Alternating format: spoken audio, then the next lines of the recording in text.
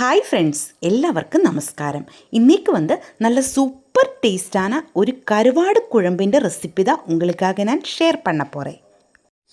கேரளா ஸ்டைலில் நிறைய வித்தியஸ்தமான விதத்தில் கருவாடு குழம்பு செய்யலாம். இன்றைக்கி உங்களுக்காக ஒரு மெத்தடில் தான் நம்ம இந்த கருவாடு குழம்பு செய்ய போகிறேன். இதே மெத்தடில் எல்லா கருவாடும் வச்சு நமக்கு குழம்பு செஞ்செடுக்கலாம். இன்றைக்கு நம்ம செய்கிறது அயில மீன் கருவாடு வச்சு தான் குழம்பு செய்ய போகிறேன். அதுக்காக 2 அயில மீன் கருவாடு நான் எடுத்திருக்கு. ஃபஸ்ட்டு நமக்கு இது க்ளீன் பண்ணணும். அதுக்கப்புறமா தான் தண்ணியில் இது ஊற வைக்கணும். நிறைய உப்பு இருக்கும், அந்த உப்பெல்லாம் போகணும். ஃபஸ்ட்டு நம்ம ஊற வச்சதுக்கப்புறமா க்ளீன் பண்ணியிருந்தால் இந்த கருவாடு எல்லாமே கட்டாகி போயிடும்.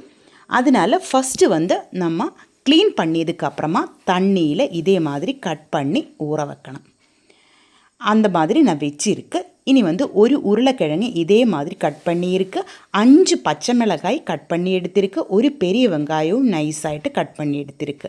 உருளைக்கிழங்குக்கு பதிலாக கத்திரிக்காய் எடுக்கலாம், வாழைக்காய் எடுக்கலாம், சேம்பு கிழங்கு எடுக்கலாம், அதே மாதிரி சேனைக்கிழங்கு எடுக்கலாம், நேந்திரக்காய் எடுக்கலாம். இதெல்லாம் வச்சு நமக்கு இந்த கருவாடு குழம்பு செய்யலாம். நல்ல டேஸ்ட்டாக இருக்கும். கண்டிப்பாக நீங்கள் ட்ரை பண்ணி பாருங்கள்.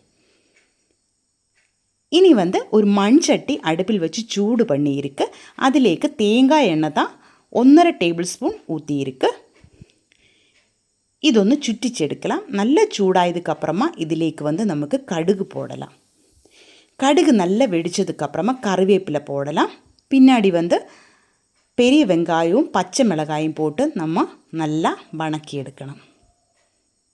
தேவையான உப்பு போடலாம். அதிகமாக போடக்கூடாது, கருவாடு நல்ல உப்பாக இருக்கும். அதனால் பார்த்து தான் நம்ம உப்பு போடணும். இது நல்லா வணங்கி வரும்போது இந்த மாதிரி ஒரு சின்ன பீஸ் இஞ்சி இதே மாதிரி சின்னதாய் கட் பண்ணியது போட்டு வணக்கி எடுக்கலாம். இதிலேக்கு நம்ம பூண்டொன்றும் சேர்க்கறதில்லை. இனி நமக்கு உருளைக்கிழங்கு இதிலேக்கு சேர்க்கலாம். உருளைக்கிழங்கு சேர்த்தி நல்லா வணக்கி எடுக்கலாம். இதே மாதிரி வாழைக்காய் வச்சு செய்யும்போதும் நல்ல டேஸ்ட்டாக இருக்கும். இனி 1/2 டீஸ்பூன் மஞ்சள் தூள், 1.5 டேபிள் ஸ்பூன் வரமிளகாத்தூள், 1 டேபிள் ஸ்பூன் கொத்தமல்லி தூள், 1/2 டீஸ்பூன் வெந்தயம் தூள், இவ்வளோ தான் நான் போட்டிருக்கேன். இது போட்டு நமக்கு நல்லா வணக்கி எடுக்கலாம். மண்சட்டி நல்ல சூடாயிருக்கு. அதனால லோ ஃப்ளேமில் வச்சுக்கோங்க. தீஞ்சு போகாமல் பார்க்கணும். இதே மாதிரி நல்லா வணங்கணும்.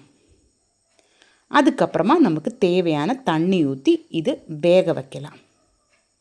இந்த மாதிரி நல்ல கலர் விட்டுக்கோங்க. நல்ல கலர் விடணும். இனி ஒரு குடம்புளி கொஞ்சம் போதும்.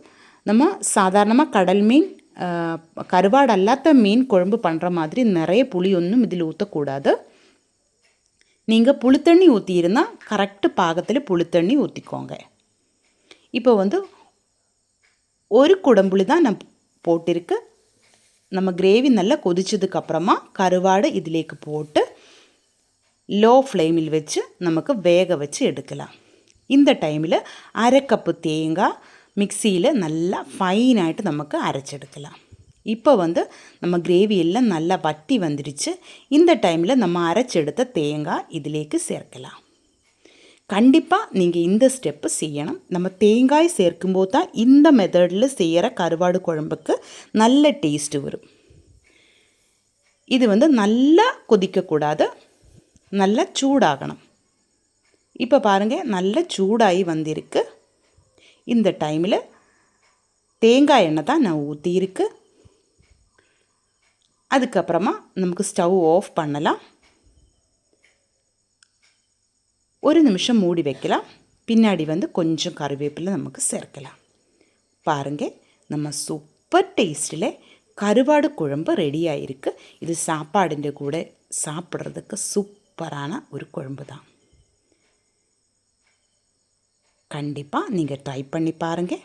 இந்த வீடியோ உங்களுக்கு பிடிச்சிருந்தா சேனல் சப்ஸ்கிரைப் பண்ணுங்கள், லைக் பண்ணுங்கள், உங்கள் ஃப்ரெண்ட்ஸுக்கு எல்லாம் நீங்கள் ஷேர் பண்ணி கொடுங்க. உங்களுடைய ஃபீட்பேக் கமெண்டில் எழுதி போடுங்க. தேங்க்யூ.